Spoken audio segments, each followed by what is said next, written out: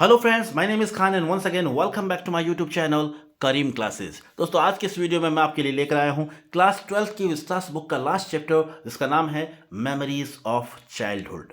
दोस्तों, ये चैप्टर दो पार्ट में है। आज के इस वीडियो में फर्स्ट पार्ट के बारे में मैं आपको बताऊंगा, या यूं कहिए कि फर्स्ट पार्ट की समरी को बहुत ही आसान भाषा में मैंने समझाने का प्रयास किया है, और साथ ही साथ आज के इस वीडियो में इस चैप्टर से रिलेटेड जो मोस्ट इंपॉर्टेंट क्वेश्चन है वो भी मैं आपको बताने वाला हूं। कुल मिलाकर ये वीडियो आपके लिए काफ़ी काफ़ी काफ़ी हेल्पफुल होने वाला है। तो चलिए बिना देरी के शुरू करते हैं आज के इस वीडियो को। समझते हैं इस चैप्टर की समरी क्या है और वो कौन से इंपॉर्टेंट क्वेश्चन हैं जो आपको याद करने ही करने हैं। तो जैसा कि स्क्रीन पर आप देख पा रहे हैं, हमारे चैप्टर का नाम है मेमोरीज ऑफ चाइल्डहुड। दो पार्ट है।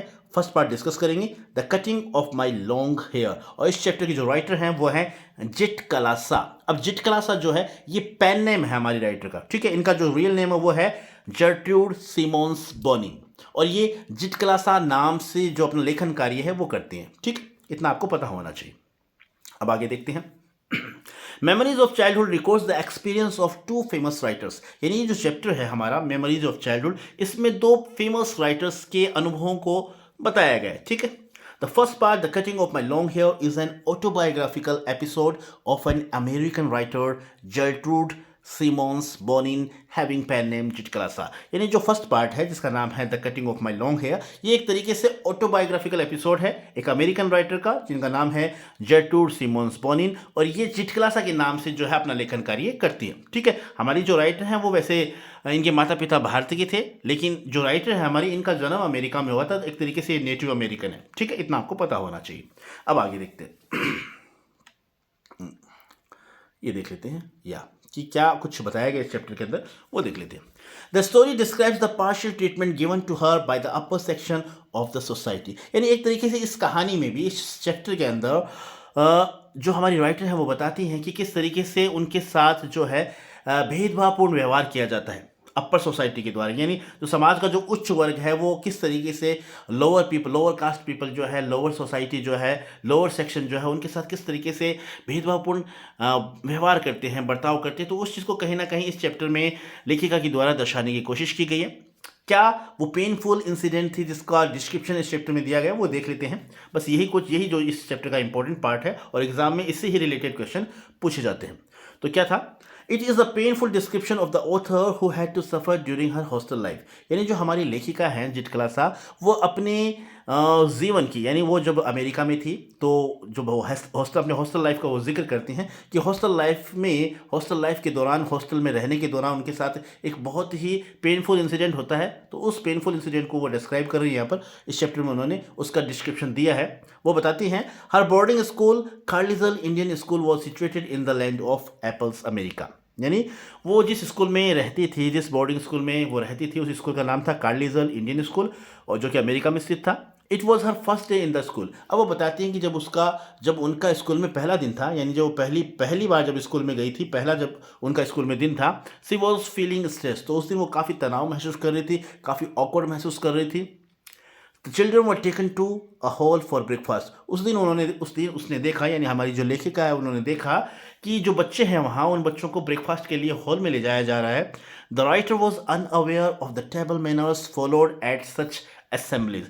अब जो हमारी लेखिका है उन्हें वहाँ के टेबल मैनर्स के बारे में बिल्कुल भी जानकारी नहीं थी। यानी वहाँ की क्या रूल और रेगुलेशन हैं, क्या वहाँ पर ब्रेकफास्ट के दौरान क्या एक्टिविटीज़ होती है, इन चीज़ों के बारे में बिल्कुल भी हमारी राइटर को अनुमान नहीं था। वो एक तरीके से पूरी तरीके से अनजान थी। The children use to gather round the table. अब होता क्या है, जब बच्चे वहाँ पर हॉल में जाते हैं तो वो सभी टेबल के चारों तरफ इकट्ठे हो जाते हैं, और यही उनका रूटीन था। लेकिन हमारी लेखिका को इस बारे में बिल्कुल भी पता नहीं था। अब आगे क्या होता है, when a bell rang they took out their chairs. अब जब पहली घंटी बजती है तो सभी बच्चे अपनी अपनी चेयर को पुल कर बाहर खींच लेते हैं। यानी जैसे डाइनिंग टेबल होती है, उसके नीचे चेयर लगी होती है, तो उनको पुल करके वो बाहर की तरफ खींच लेते हैं।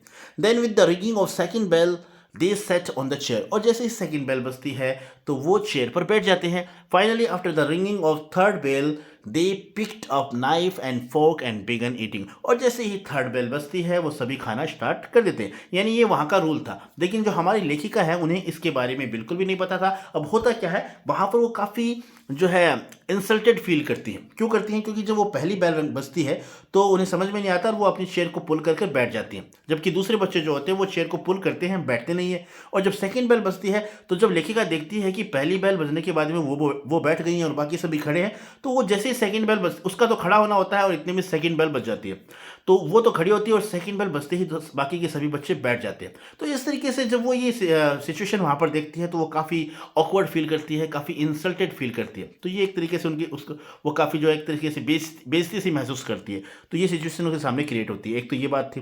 फिर आगे क्या होता है वो देख लेते हैं। अब क्योंकि राइटर जो हमारी लेखिका थी उसे कुछ भी समझ में नहीं आ रहा था, but the writer did not follow them. अब राइटर ने उनको फॉलो नहीं किया क्योंकि उसके समझ में नहीं आया था कि क्या कुछ करना है। She was being watched very carefully by a pale faced woman. लेकिन जब ये एक्टिविटी हो रही थी तो उस दौरान एक बहुत ही जो पेल फेस्ड वुमेन जो है, एक सफ़ेद से चेहरे वाली औरत जो है वो उसकी तरफ घूर कर देख रही थी। She felt insulted. लेखिका जो थी वो काफ़ी बेइज्जत महसूस कर रही थी उस वक्त, और वो महिला जो है घूर घूर कर लेखिका की तरफ देख रही थी। लेटर ऑन, बाद में क्या होता है, Judewin who could understand some English. अब बाद में क्या होता है, जो हमारी लेखिका है उनकी उनकी उनकी एक फ्रेंड थी जिसका नाम था जुडविन, जो कि थोड़ी बहुत अंग्रेजी समझ लेती थी, क्योंकि वहाँ की जो उनकी लैंग्वेज थी, एक्चुअली जो लैंग्वेज जो उनकी थी, जो हमारी राइटर हैं जित क्लासा, वो लैंग्वेज को समझ पाने में थोड़ी सी असमर्थ थी, अच्छे तरीके से उन्हें समझ में नहीं आती थी उनकी लैंग्वेज को। लेकिन उनकी जो फ्रेंड थी जुडविन, वो उनकी भाषा को यानी इंग्लिश को अच्छी तरीके समझ लेती थी।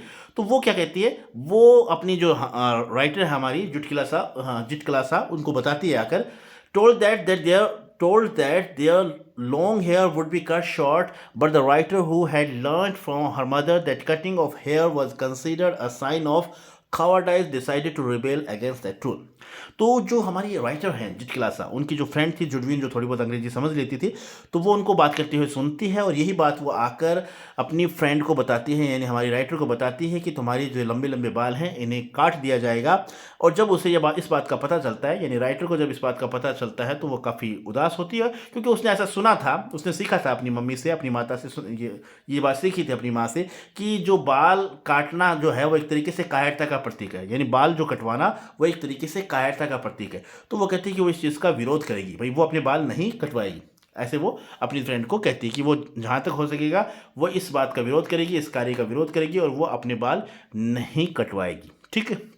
अब आगे क्या होता है, she got herself hidden in a room under the bed. और इसलिए वो क्या करती है, अपने आप को एक कमरे में छिपा लेती है, बेड के नीचे जाकर वो छिप जाती है। एवरीबडी सर्च फॉर हर, सभी लोग उसकी तलाश करते हैं। Finally she was caught and fastened to a chair, और आखिरकार उसे पकड़ लिया जाता है, ढूंढ लिया जाता है और उसे एक चेयर से बांध दिया जाता है। Her hair was cut although she resisted a lot, और फाइनली उसके बाद जो है वो काट दिए जाते हैं। हालांकि वो काफ़ी विरोध करती है, लेकिन उस बेचारी की कुछ भी नहीं चलती, यानी हमारी लेखिका की वहाँ पर बिल्कुल भी नहीं चलती। उसके बाद जो है काट दिए जाते हैं। आगे क्या होता है, In this way, she spent rest of her time in that school like an animal which was driven by a herder. तो इस तरीके से उस स्कूल में जितना भी टाइम उस हमारी लेखिका ने गुजारा, वो एक तरीके से एक ऐसे जानवर की तरह गुजारा जो जिस तरीके से जो गडरिया होता है वो भेड़ों को कंट्रोल करता है, जानवरों को कंट्रोल करता है।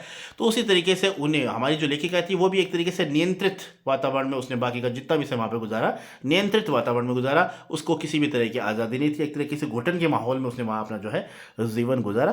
तो ये इंसिडेंट जो है इस चैप्टर में लेखिका के द्वारा दिया गया है, एक तरीके से ऑटोबायोग्राफिकल नोट है, उसी का एक छोटा सा एपिसोड इस चैप्टर में लेखिका के द्वारा बताया गया है। तो ये छोटा सा पार्ट था जिसे मैंने बहुत आसान भाषा में आपको समझाने का प्रयास किया है। मुझे उम्मीद है आपको आइडिया हो गया होगा चैप्टर में क्या कुछ बताया गया। अब देख लेते हैं इस चैप्टर से रिलेटेड इंपॉर्टेंट क्वेश्चन, और इन क्वेश्चंस को जरूर याद कर लीजिएगा। अगर एग्जाम में इस चैप्टर से रिलेटेड कोई भी क्वेश्चन पूछा जाएगा तो बस इन्हीं क्वेश्चंस के इर्द गिर्द वो क्वेश्चन हो सकते हैं। ठीक है, तो हमारा पहला क्वेश्चन जो कि काफ़ी इंपॉर्टेंट भी है एग्जाम के एतबार से भी और इस चैप्टर से भी, what were the meaning of first second third bell. यानी जैसा कि चैप्टर में बताया गया कि जो उनकी टेबल मैनर थे, तो पहले फर्स्ट बेल बजती थी, फिर सेकंड, फिर थर्ड, तो इनका क्या मतलब था, क्या इंडिकेट करती थी ये बेल्स। तो इसका आप इस तरीके से आंसर कर सकते हैं। पूछा जा सकता है फर्स्ट बेल का मीनिंग क्या है, सेकंड का या थर्ड का, कैसे भी आ जाए घुमा फिरा कर, तो आप इसका आंसर सिंपली इस तरीके से लिख सकते हैं, when the first bell ring they took out their chairs. यानी जब पहली घंटी बजती थी तो जो बच्चे होते थे वो अपनी चेयर को पुल करते थे, यानी बाहर खींचते थे। Then with the ringing of second bell, और जब दूसरी घंटी बजती थी, they sat on the chair, तो वो चेयर पर बैठ जाते थे। Finally after the ringing of third bell they pick up knife and fork and began eating, और जैसे ही थर्ड बेल बजती थी वो सभी अपने चाकू कांटे उठाते थे और खाना शुरू कर देते थे। तो इस तरीके से तीनों बेल्स जो है उनके बारे में बताया गया कि उनका क्या सिग्नल होता था, क्या उनसे समझा जाता था। ठीक है, अगला हमारा क्वेश्चन है, हाउ डिड जितकला सा हाइड हरसेल्फ, यानी जितकला सा ने अपने आप को कैसे छिपाया। तो इसका सिंपली आंसर आप इस तरीके से करेंगे, जितकला सा डिसअपियर्ड विदाउट टेलिंग एनीवन, यानी वो बिना किसी को बताए चुपचाप वहां से गायब हो जाती है। She came to a place where there were 3 white beds, और वो एक कमरे में जाती है जहां पर 3 वाइट बेड्स रखे हुए थे। सी क्रोल्ड, वो रेंगती है, and hid herself there in a dark corner, और रेंगते हुए वो बेड के नीचे जाकर अपने आप को एक अंधेरे कॉर्नर में, अंधेरे कोने में जाकर छिपा लेती है। ठीक है, अब देखते हैं हमारा थर्ड क्वेश्चन। थर्ड क्वेश्चन ये रहा, व्हाई डिड जितकला सा feel herself uncomfortable in the dining room, यानी जितकला सा अपने आप को अनकंफर्टेबल क्यों महसूस करती है डाइनिंग रूम में। तो सिंपली इसका आंसर इस तरीके से करेंगे, Zitkala Sa sat on a chair after the first bell. अब उस बेचारी को, हमारी जो राइटर है, उसे पता नहीं था कि वहाँ पर टेबल मैनर क्या है, तो जैसे ही पहली बेल बजती है तो वो चेयर को पुल करके उस पर बैठ जाती है। ठीक है, then she saw that no one was sitting in the chair, लेकिन वो देखती है कि और बाकी कोई भी बच्चा चेयर पर नहीं बैठा है। After third bell all the girls started eating, she felt uncomfortable in the dining room, और जैसे ही थर्ड बेल बजती है सभी खाना स्टार्ट कर देते हैं, लेकिन लेखिका के कुछ भी समझ में नहीं आता, क्योंकि जब सेकंड बेल बजती है तो बेचारी लेखिका तो खड़ी होती है हमारी, और जो बाकी बच्चे होते हैं वो बैठ जाते हैं। तो इस तरीके से जब ये इंसिडेंट उसके सामने होती है, उसके साथ होती है, तो वो काफ़ी इंसल्टेड फील करती है। ठीक है, तो वो अपने आप को अनकंफर्टेबल महसूस करती है। तो इस तरीके से सिंपली आपको अपना आंसर करना है। अगला हमारा क्वेश्चन है, why did Zitkala Sa want to resist the cutting of her hair. Important question है कि जितकला सा जो है वो अपने बालों का उसका विरोध क्यों करना चाहती थी, उसने उसका विरोध, अपने बालों का काटने का विरोध वो क्यों करना चाहती थी। तो सिंपली इसका आंसर इस तरीके से आप कर सकते हैं, Zitkala Sa had long and beautiful hair according to her culture, यानी उनके समाज में, उनकी संस्कृति में जो है वो अपनी संस्कृति के अनुसार, अपने समाज के रीति रिवाजों के अनुसार उसके जो है काफ़ी लंबे और सुंदर बाल थे।